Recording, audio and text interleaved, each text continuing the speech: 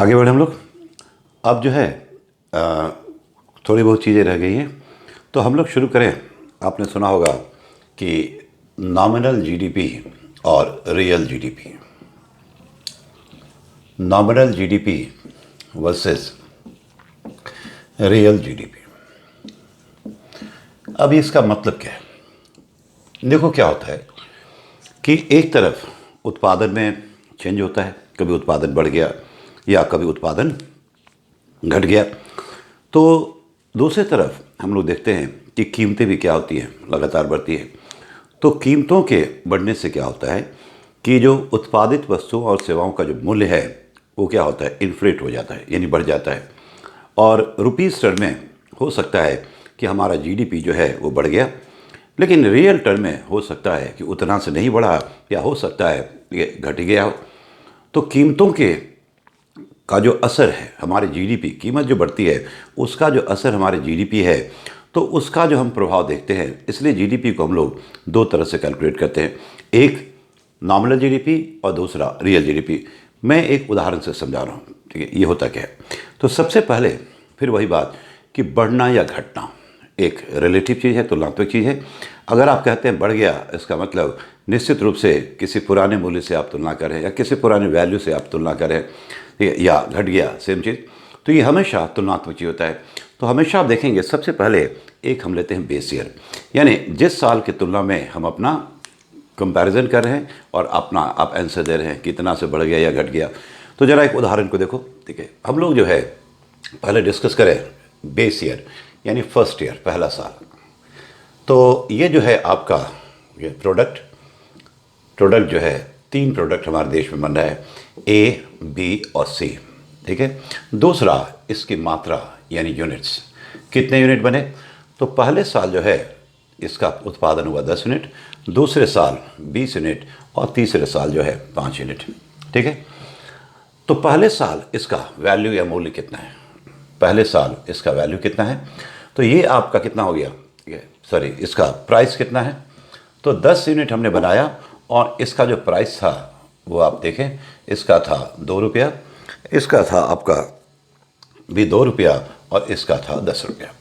तो ज़रा देखें पहले साल कितना उत्पादन हुआ, यानी जो वैल्यू हुआ वो कितना हुआ। तो ए का 10 यूनिट हमने बनाया और उसका प्राइस था 2 रुपया, तो कितने का हो गया, ये 20 रुपये का, रुपये में आ जाओ 20 रुपये।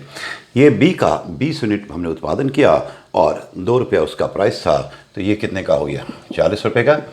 और सी का हमने 5 रुपये का 5 इकाई बनाई और उसका प्राइस था 10 रुपये, तो ये आपका कितना हो गया, तो ये हो गया 50 रुपये, ठीक है।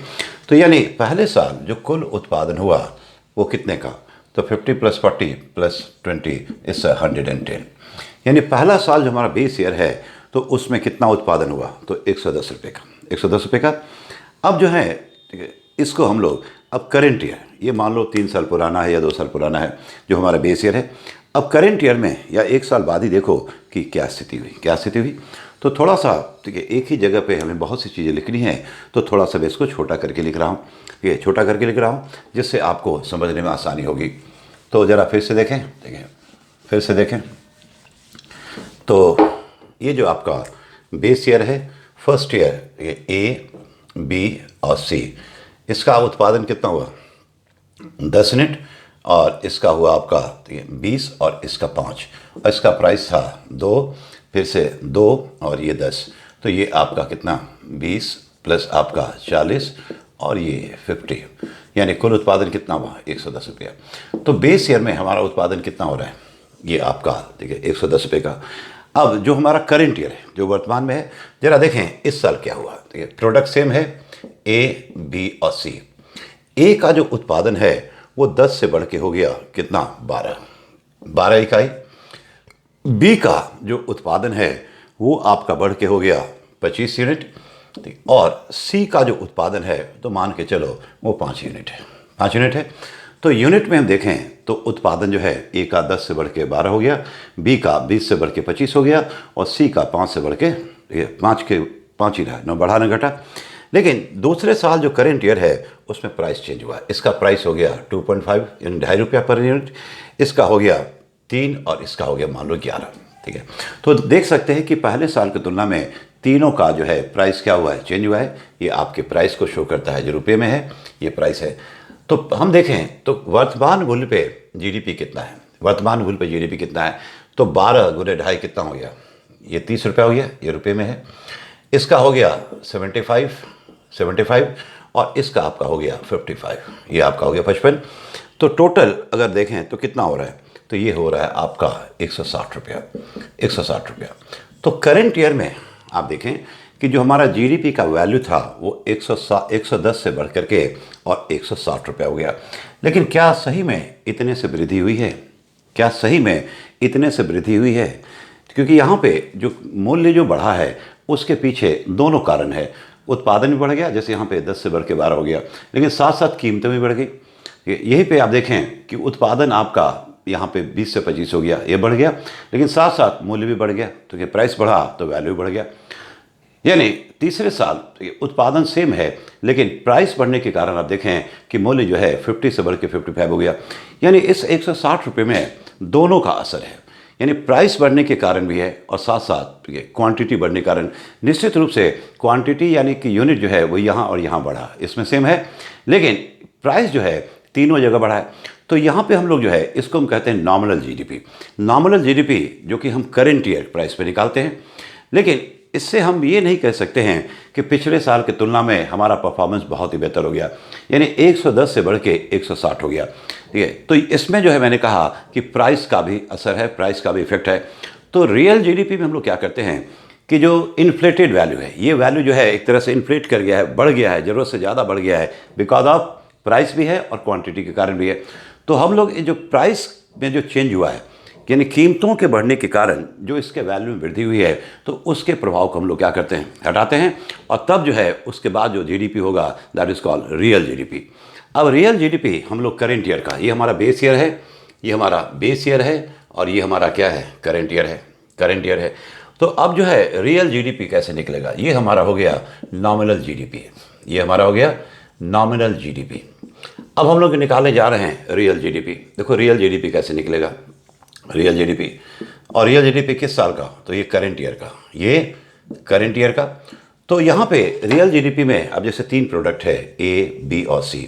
तो इसमें हम लोग क्या करते हैं कि क्वांटिटी तो हम लोग लेते हैं करंट ईयर का, क्वांटिटी हम लोग किस साल का लेंगे, हम लोग इस साल का लेंगे, लेकिन प्राइस जो है हम लोग किसका लेंगे, बेस ईयर का। ठीक है, यानी current year quantity multiplied by base year price. जब हमने नॉमिनल जीडीपी निकाला था उसमें कैसे निकाला था, तो करंट ईयर क्वांटिटी को करंट ईयर प्राइस से ही क्या किया था, हमने निकाला था, तो 160 हो गया। लेकिन अब हम लोग रियल जीडीपी के लिए क्या कर रहे हैं कि क्वांटिटी हम लोग लेंगे करंट ईयर का, जैसे ए का 12 है, बी का कितना है 25 है, और सी का कितना है तो 5 है। लेकिन जो प्राइस हम लेंगे बेस ईयर का, जो कितना था 2 रुपया, 2 रुपया और 10 रुपया। तो अब अगर निकालें यानी current year output multiplied by base year price, तो ये आपका हो गया 24, ये आपका कितना हुआ 25 इंटू 2, ये हो गया 50, और ये भी आपका हो गया 50।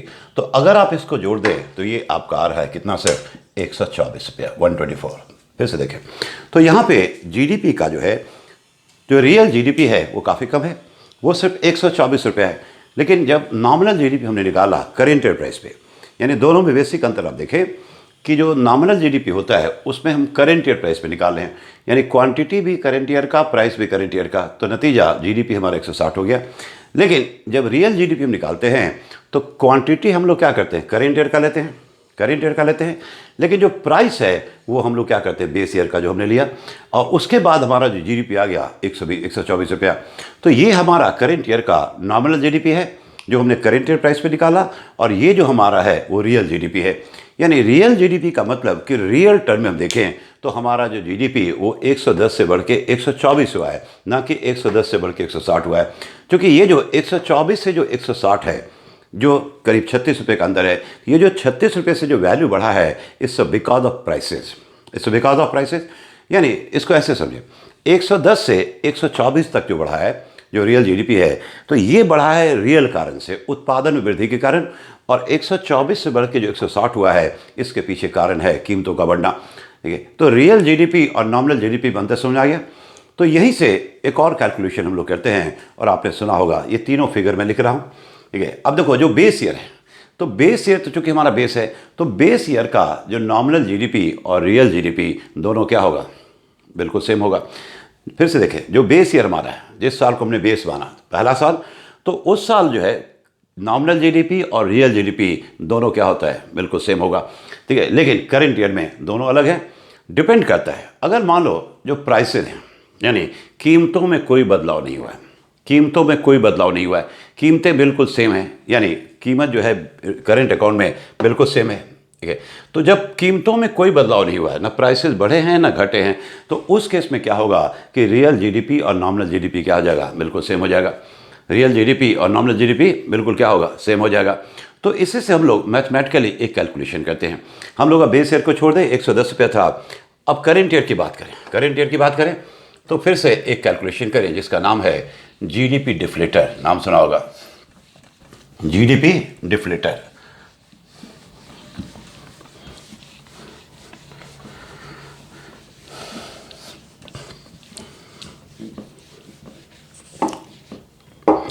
GDP deflator. तो जरा मैं ऊपर लिख रहा हूं, देखिए ये बेस ईयर, बेस ईयर, तो बेस ईयर का दोनों सेम होता है जीडीपी, करंट ये नॉमिनल और रियल। ये हमारा कितना था, तो ये हमारा था 110, 110। अब करंट ईयर की बात करें, करंट ईयर में जो हमारा नॉमिनल जीडीपी वो कितना था, नॉमिनल जीडीपी, और एक हो गया आपका रियल जीडीपी। तो रियल जीडीपी और नॉमिनल जीडीपी दोनों दो अलग फिगर है। रियल जीडीपी है 124 और नॉमिनल जीडीपी है 160। अंतर समझ में आ गया होगा। जो बेस ईयर है उसका दोनों बराबर होगा। अब जीडीपी डिफ्लेटर क्या होता है, जीडीपी डिफ्लेटर से हम लोग जो है मापना चाहते हैं जीडीपी डिफ्लेटर। तो ये जो है एक मेजरमेंट है, एक मेजरमेंट है जिससे हम ये मापते हैं कि कीमतों का जो बढ़ता है, बढ़ रहा है या घट रहा है, वो किस पे, यानी ये जो try to measure the level of prices, यानी देश में जो प्राइस कीमतों का जो स्तर है उसमें वृद्धि हुई या कमी हुई। तो नॉर्मली तो बढ़ता ही है, तो इसलिए जब देखोगे तो वृद्धि बोलते हैं। अब ये जो है कैसे निकलेगा, तो जैसे इसका फॉर्मूला होता है नॉमिनल जीडीपी है, nominal GDP by real GDP, by real GDP. अगर इसी को हम लोग निकालें तो नॉमिनल जीडीपी 160 और रियल जीडीपी 124, ठीक है। तो ये तकरीबन आता है 1.29, 1.29। अब इस 1.29 का मतलब क्या है, फिर से आप समझे, जीडीपी डिफ्लेटर से, डिफ्लेटर जो है उसके द्वारा जो कीमतों में वृद्धि हो रही है या कमी हो रही है उसको मापते हैं कि कीमतें जो बढ़ रही हैं किस स्पीड में। तो देखिए इसका formula nominal GDP by real GDP. तो नॉमिनल जीडीपी 160 है और रियल जीडीपी 124 है। इसका तो एक वैल्यू होगा क्योंकि दोनों हमेशा बराबर होता है। ये 1.29 है। अब 1.29 का मतलब हुआ कि ये जो 0.29 है, इसका मतलब हुआ कि कीमतें जो है 29% से बढ़ी हैं। मैथमेटिकली अगर इसको परसेंटेज में कन्वर्ट करना है तो ये आपका 100 से कर दो, तो ये आपका हो जाएगा 129, 129। इसका मतलब कि ओवरऑल बेस ईयर की तुलना में, बेस ईयर हमेशा 100 लिया जाता है, कि बेस ईयर की तुलना में इस साल हमारे देश में जो कीमतें हैं वो 29% से बढ़ी हैं, 29% से बढ़ी है, ठीक है। तो ये आपके समझ में आ गया होगा। तो जीडीपी डिफ्लेटर से we try to measure the level of prices. अब आगे पढ़ेंगे आप, जैसे WPI, CPI ये सब पढ़ोगे। तो CPI जो है कंज्यूमर प्राइस इंडेक्स, और जो ये आपका जीडीपी डिफ्लेटर, क्या दोनों सेम हैं? नहीं, दोनों अलग हैं, दोनों में काफ़ी अंतर है। जो CPI होता है वहाँ पे क्या होता है कि बास्केट ऑफ गुड्स लेते हैं, यानी इतने ही सारे वस्तुओं की कीमतों को लेकर के निकाला जाएगा। लेकिन जीडीपी डिफ्लेटर जो है ये काफ़ी बड़ा कंसेप्ट है, और इसमें जो है ऑलमोस्ट जितने भी वस्तु और सेवाओं का उत्पादन होता है आप कितनों को भी लेकर बना सकते हैं। तो ये सब चीज़ें हम लोग वहाँ पे डिफ्रेंशिएट करेंगे जब लोग पढ़ेंगे, जो सूचकांक, जैसे CPI क्या होता है, WPI क्या होता है, ये समझ में आ गया। अब इस फार्मूला से, ठीक है, आप जो है, आप देखो जीडीपी डिफ्लेटर का हमारे केस में वैल्यू कितना आया, तो वैल्यू जो आया है वो आया है 1.29, ठीक है। अगर आप मैथमेटिक्स जानते हैं तो बहुत सिंपल है। अब रियल जीडीपी को आप कैसे निकाल सकते हैं, रियल जीडीपी, अगर इसी फार्मूला से, ठीक है, आपको निकालना है रियल जीडीपी, तो रियल जीडीपी क्या होगा, ये इधर क्रॉस चला जाएगा। तो नॉमिनल जीडीपी जीडीपी, और इसको आप डिवाइड कर देंगे जीडीपी डिफ्लेटर से। जीडीपी डिफ्लेटर से इसको आप क्या करेंगे, भाग दे देंगे। तो जीडीपी डिफ्लेटर से भाग दे दोगे तो कितना हो जाएगा, ये आपका नॉमिनल जीडीपी कितना है 160 रुपया, और उसको आप कितने से डिवाइड करेंगे 1.29, तो ये आपका जो है 124 यानी रियल जीडीपी में कन्वर्ट हो जाएगा। यानी अगर आपको नॉमिनल जीडीपी पता है और जीडीपी डिफ्लेटर का वैल्यू पता है, तब आप जो है जीडीपी रियल जीडीपी निकाल सकते हैं। तो बेसिकली आपके समझ में आ गया होगा कि जो डिफ्लेटर के सहायता से हम लोग मापना चाहते हैं कि कीमतों में बदलाव का क्या असर है, और जो जीडीपी का वैल्यू जो काफ़ी बढ़ गया है, बिकॉज इसलिए बढ़ा है, दोनों कारण हो सकते हैं। जैसे हमारे केस में क्या था कि उत्पादन के कारण बढ़ा और साथ साथ कीमतों के कारण। तो 100 से लेके अगर देखें 110 से लेके 124, यहाँ से यहाँ तक जो बढ़ा है, यानी ये 24 रुपये की जो वृद्धि है ये रियल है। रियल मतलब उत्पादन बढ़ने के कारण। लेकिन 124 से जो 160 हुआ है वो जो वृद्धि है वो कीमतों में वृद्धि के कारण। तो डिफ्लेटर इस्तेमाल करके हमने क्या किया, इसमें जो कीमतों के कारण जो वृद्धि हुई है उसको हमने इसमें से क्या किया, निकाल दिया, स्लैश कर दिया, तो रियल जीडीपी हमें पता चल गया। तो ये जो इसका कंसेप्ट है शायद आपके समझ में आ गया होगा। तो खैर रियल जीडीपी, ठीक है, नॉमिनल जीडीपी और जीडीपी डिफ्लेटर का क्या मतलब है ये भी आपके समझ में आ गया होगा। अब थोड़ा सा हम लोग ब्रीफली डिस्कस करें। देखो भारत का जो हमने अभी पढ़ा था थोड़ी देर पहले कि GVA basic price, GVA factor cost, सब कुछ आपको पता है।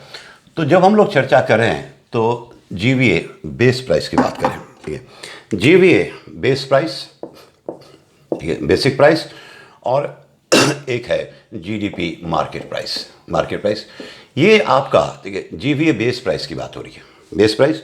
एक होता है जीडीपी फैक्टर कॉस्ट जिसको हम लोग जीडीपी, सॉरी, एक होता है जीवीए, ये मैं लिख ही देता हूँ, ये बेस प्राइस, ठीक है। इससे पीछे हमने पढ़ा था कि जीवीए फैक्टर कॉस्ट भी होता है जो जीडीपी फैक्टर कॉस्ट के बराबर होता है।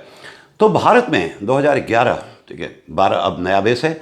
तो पुराना बेस जो था वो था आपका 2004-05, और उसको हमने क्या किया, 30 जनवरी 1915 को हम लोग जो है हमने बेस को चेंज किया। दो बदलाव किया। एक तो ये 2004-05 जो बेस था उसको हमने आगे शिफ्ट कर दिया, तो ये भी मैंने बताया था क्यों।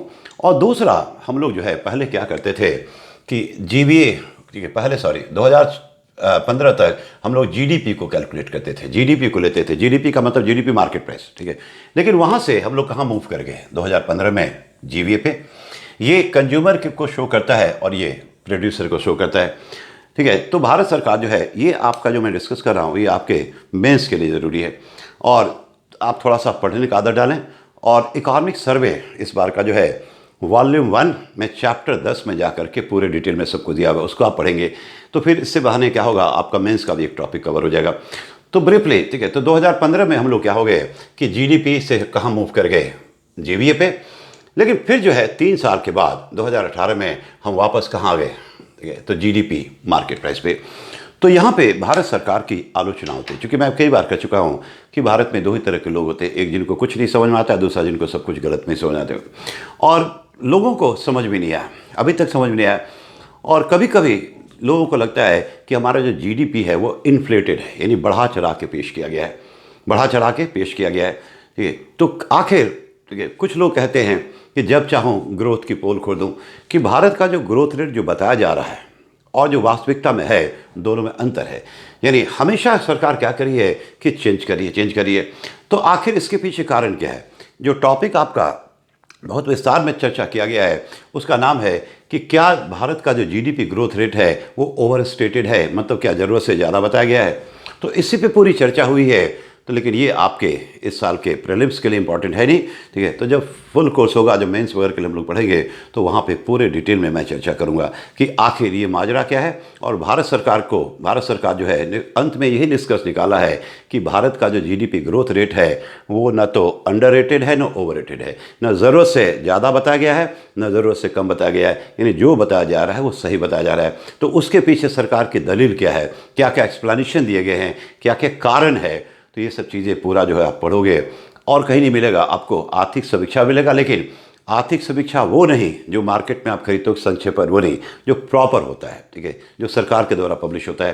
क्योंकि अगर आप आर्थिक समीक्षा और बजट को बेस बना लेते हैं, अगर उस पर आपका ग्रिप हो जाता है, तो फिर मुझे नहीं लगता है कि इस सेक्शन में, इकोनॉमिक्स वाले सेक्शन में आपको कहीं भी दिक्कत होगा, चाहे वो प्री हो या मेंस हो। लेकिन वही बात है कि आपके पढ़ने का तरीका सही होना चाहिए, ठीक है। तो इस चैप्टर के लिए मेरे ख्याल से इतना आपके लिए मोर देन क्या है, सफिशिएंट है। तो आई होप कि आप पूरी तरह से कंफर्टेबल हैं। फाइनल लाइन कि 2015 तक हम लोग जीडीपी पे कैलकुलेट करते थे ग्रोथ रेट। जीडीपी का भी दो वैल्यू है, मार्केट प्राइस फैक्टर को ध्यान दें। तो मार्केट प्राइस पे हम लोग कैलकुलेट करते थे। थोड़ा मैं आपको हिंट दे रहा हूँ जिससे समझने में आसानी हुई। देखो क्या होता है कि पूरे दुनिया में आप देखते हैं रैंकिंग होती है कि अमेरिका नंबर 1 पे, ठीक है, चाइना नंबर 2 पे। तो जब अब जीडीपी का भी बहुत सारा कंसेप्ट आपने देखा, जीवीए है फैक्टर कॉस्ट पे, जीवीए बेस प्राइस पे, जीडीपी मार्केट प्राइस पे। तो जब कंपेयर करके हम रैंकिंग देंगे तो सबका जो जीडीपी का कैलकुलेशन का, ठीक है, जो तरीका होना चाहिए वो एक होना चाहिए। यानी जो मेथड है वो सारी दुनिया का एक ही होगा, तभी तो क्या होगा, सही रिजल्ट पता चलेगा। नहीं तो पता चला एक जो है, एक देश क्या कर रहा है, जीडीपी मार्केट प्राइस पे कैलकुलेट कर रहा है ग्रोथ रेट, दूसरा जो है जीवीए बेसिक प्राइस पे कर रहा है, तीसरा जीडीपी फैक्टर कॉस्ट पे कर रहा है, चौथा जो है किसी अन्य क्राइटेरिया को ले रहा है। तो इस केस में जो है बहुत ही मुश्किल हो जाएगा रैंकिंग करना, ठीक है, कि रैंक 1 पे कौन है। तो एक जो है यूनिफॉर्म, यानी बिल्कुल जब हम अंतर्राष्ट्रीय स्तर पे जब कंपैरिजन की बात करते हैं तो वहाँ पे, ठीक है, जो मेथोलॉजी है वो आपने सुना होगा, नाम बिल्कुल सुना होगा, ठीक है, वो है SNA। SNA ये नाम है। ये SNA जो है सिस्टम ऑफ नेशनल अकाउंट, ठीक है, सिस्टम ऑफ नेशनल अकाउंट, ये आपका यूनाइटेड नेशन का है, ठीक है, सिस्टम ऑफ ठीक है नेशनल अकाउंट्स, ठीक है, अकाउंट्स। तो ये हमारा जो है ये यूनाइटेड नेशन का जो है। अब ये यूनाइटेड नेशन क्या करता है, उसकी जिम्मेदारी है कि ये सारा कैलकुलेशन करे और साथ साथ रैंकिंग को शो करे। तो इसमें, ठीक है, समय समय पे क्या करता है कि मेथड को चेंज करता है, ठीक है, मेथोलॉजी को चेंज करता है। तो उसके कारण क्या होता है कि जितने भी देश हैं, इंक्लूडिंग इंडिया या और भी दुनिया के देश हैं, उनको भी अपना कैलकुलेशन का मेथड क्या करना पड़ता है, चेंज करना पड़ता है, और उसके हिसाब से हम क्या करते हैं, काम करते हैं। तो बेसिकली ये कारण था जिसके कारण भारत सरकार जो है अपना मेथड चेंज करी है। जीडीपी से जीवीए पे गई, वो उसका अपना था, लेकिन फिर जीवीए से जीडीपी गई बिकॉज ऑफ SNA। तो खैर ये सब चीज़ें उसमें डिटेल में हैं, और जब हम लोग प्री कमेंस के लिए कभी पढ़ेंगे फुल कोर्स के लिए तो इस पर काफ़ी डिटेल में चर्चा होगी। टॉपिक वही है, ठीक है, पर्पस जो है अलग हो जाता है। जब इन सब चीज़ों की हम चर्चा करेंगे तो फिर वो हमारे मेंस के लिए इंपॉर्टेंट होता है। लेकिन अभी तक जो हमने पढ़ा वो आपके प्री के लिए इंपॉर्टेंट है, लेकिन बिना उसके आप इन सब चीज़ों को भी नहीं समझ सकते। आई होप कि you are now comfortable, totally comfortable. तो हम लोग फिर जो है अब अगले टॉपिक की तैयारी करें, और वहाँ से बहुत सारे क्वेश्चन आते हैं।